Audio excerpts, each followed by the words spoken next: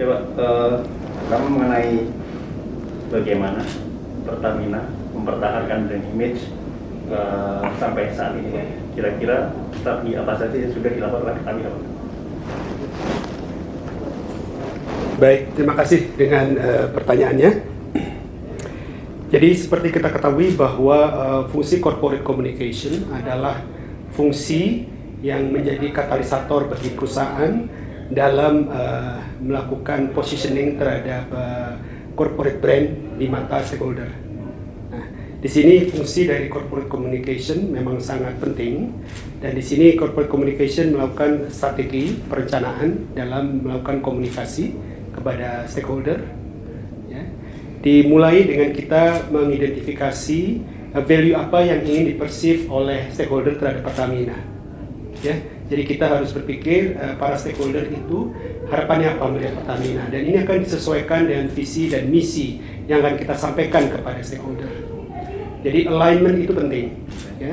Itu yang membuat program komunikasi terkait juga corporate branding itu dapat dilakukan secara konsisten. Ya. Pada tahun 2020 akhir, Pertamina sudah menentukan brand singularity sebagai satu semangat bersama dan sebagai satu spirit yang ingin kita sampaikan kepada stakeholder, yaitu energizing you. Ya. Energizing you di sini artinya Pertamina bisa menjadi satu energi yang bisa memberikan suatu hal yang positif kepada masing-masing stakeholder. Jadi kalau kita sebut stakeholder di Pertamina itu sangat beragam. Ya. Ada di sini ada pemerintah tentunya, ada pengambil keputusan yang lain, lalu juga ada kita tentunya bicara masyarakat, karena kami juga mempunyai tugas untuk melakukan menjadi ketahanan energi bagi masyarakat Indonesia. Maka masyarakat, media, investor, semua pihak yang berkepentingan, ya, kelembagaan. Nah, di sini kami menyampaikan dengan adanya brand singularity energizing you, ini menunjukkan bahwa Pertamina berada bersama-sama untuk tumbuh kembang bersama-sama dengan apa yang bisa dirasakan oleh para stakeholder. Itu menjadi salah satu benang merah kita dalam membuat communication strategy. Yang kedua adalah dalam melakukan artikulasi dalam berkomunikasi. Dalam melakukan artikulasi ini kita juga perlu melihat bahwa communication channel apa dan format seperti apa yang tepat ketika menyampaikan. Jadi tidak hanya bicara konten, tapi konteksnya juga harus kita sesuaikan. Dan disinilah makanya corporate branding Pertamina, kita paham bahwa situasi sangat dinamis, tapi corporate branding Pertamina dapat terus dipertahankan, dan alhamdulillah kami mendapat banyak pengakuan terhadap bagaimana konsistensi kami memberikan value dan persepsi bahwa Pertamina hadir adalah untuk negara. Selain tentunya Pertamina sebagai satu bisnis entitas, kami juga bertanggung jawab bahwa kita bisa menjalankan usaha dengan penuh ketulusan, tanggung jawab, good corporate governance, trust juga kita akan build. Nah, di situ adalah satu kewajiban bahwa kami adalah salah satu perusahaan BUMN yang memang bertanggung jawab dan profesional.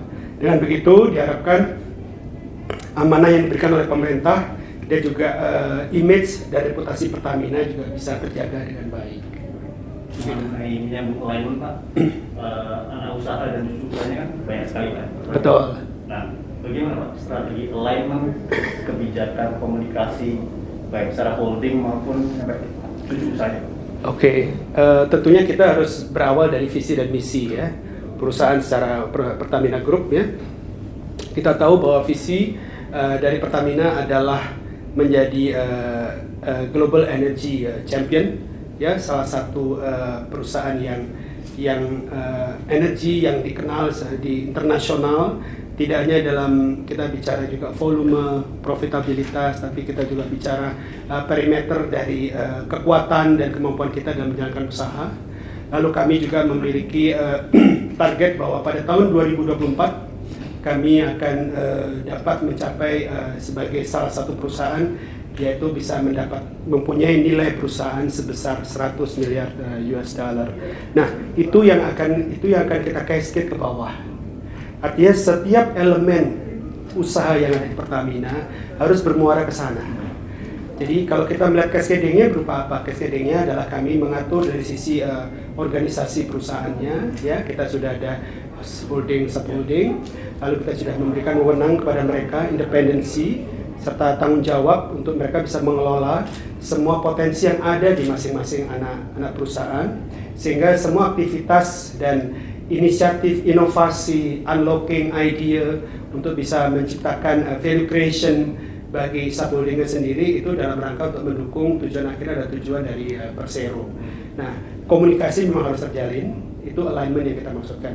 Dengan begitu, semua yang dilakukan oleh teman-teman di subholding itu mengarahnya sama. Dan menjadi holding dan subholding bukan berarti bahwa itu menjadi dua entitas terpisah ya. Tapi tetap ada komunikasi, koordinasi, termasuk apabila sesuai dengan aturan perusahaan ada validasi juga, pengawasan juga dilakukan ya. Artinya tapi di sini adalah diberikan suatu ruang di mana kita ingin bergerak lebih cepat. Jadi subholding itu mempunyai kewenangan pengambilan keputusan. Jadi ini juga bagian dari dewi birokrasi yang ada dalam perusahaan supaya keputusan yang bagus, yang penting bisa dilakukan dengan cepat, lalu mereka juga akan bertanggung jawab. Nah, ini adalah bagian dari ya tentunya kuncinya adalah komunikasi. Ya. Terakhir Pak, apa target dan harapan di tahun 2021? Oke, tahun 2021 memasuki tahun 2021 kita tahu bahwa pandemi belum berakhir.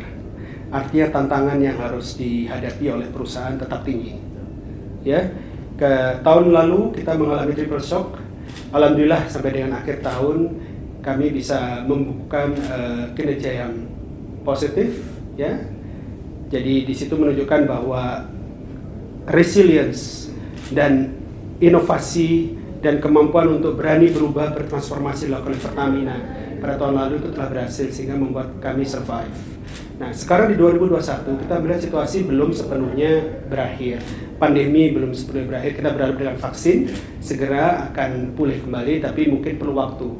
Nah di sini artinya kita tetap harus berhati-hati ya dalam menyusun rencana program kerja kita di tahun 2021, di mana program kerja kita sesuai dengan amanah yang diberikan oleh shareholder adalah kita diminta untuk meningkatkan value creation di tahun 2021. Jadi kami akan tetap melakukan inovasi, mungkin nanti juga termasuk kita perlu melakukan upaya lebih keras lagi dalam melakukan efisiensi dalam perusahaan, karena situasi juga belum sepenuhnya pulih kembali. Jadi efisiensi, inovasi, lalu juga kita terus berkreasi dalam menemukan peluang-peluang pengembangan usaha, nilai tambah yang bisa diberikan kepada perusahaan itu akan tetap kita jalankan.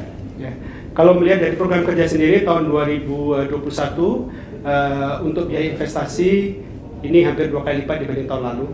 Jadi kita masih optimis bahwa dengan adanya peluang-peluang yang kita sudah rencanakan dan akan kita kerjakan di tahun 2021 ini akan benar-benar menciptakan suatu value creation kepada perusahaan. Diharapkan dengan begitu kita bisa mengendalikan performa perusahaan tetap baik di tahun 2021. Satu lagi Pak, harapannya Pak setelah mendapatkan penghargaan dari incoming ini Pak?